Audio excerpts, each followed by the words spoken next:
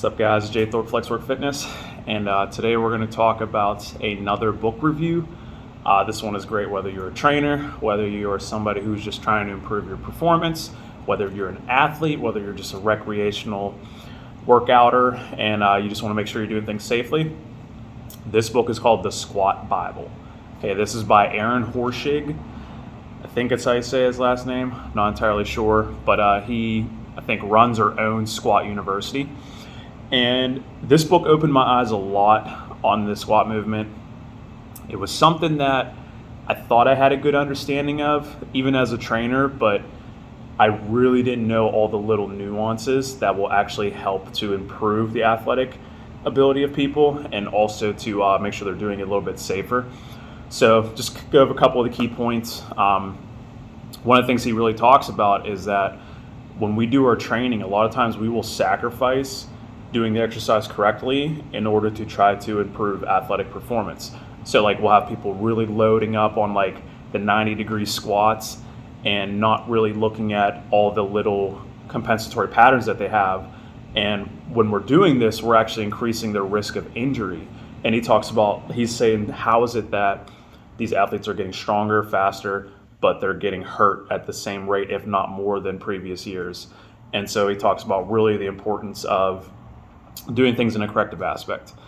And not only does training like this lead to injury, but it will decrease the athletic performance doing the squat patterns not correctly. Sorry, I'm trying to make this a quick video. The other ones were a little longer. A couple things that I've learned. I learned how dysfunction in one joint is usually a compensation for lack of function in another joint. So for example, with the knees going valgus, so if you look at that when the knees are bowing in, you're going to think, okay, there's something wrong with the knee. That might not necessarily be the thing. Usually what it is actually weak muscles of the hip. So weak lateral flexors, weak glute medius, which is responsible for torquing the knee out. So that kind of blew my mind. And then there's about the tripod foot. So I knew that you had to keep your heels on the ground, but I didn't realize how important it is to actually have those 3 points of contact and not just keeping the heels on the ground.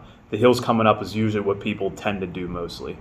And then he goes over a lot of the squat myths, saying that like squatting is bad for you, that it's bad for the knees. It's actually quite the opposite. Even when you're going A to G, ass to grass, it's good to train at those bottom positions because the research is showing that it will strengthen the ligaments surrounding the knee and the tendons.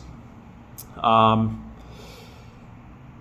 he breaks it down into the main squat, so like the overhead, front squat, back squat, and then he kind of dives deep and tells you about the angles of each movement and how you can really maximize on the squat. And this book was a game changer for me. I can't wait to read Rebuilding Milo, which is another one from Mr. Horschig.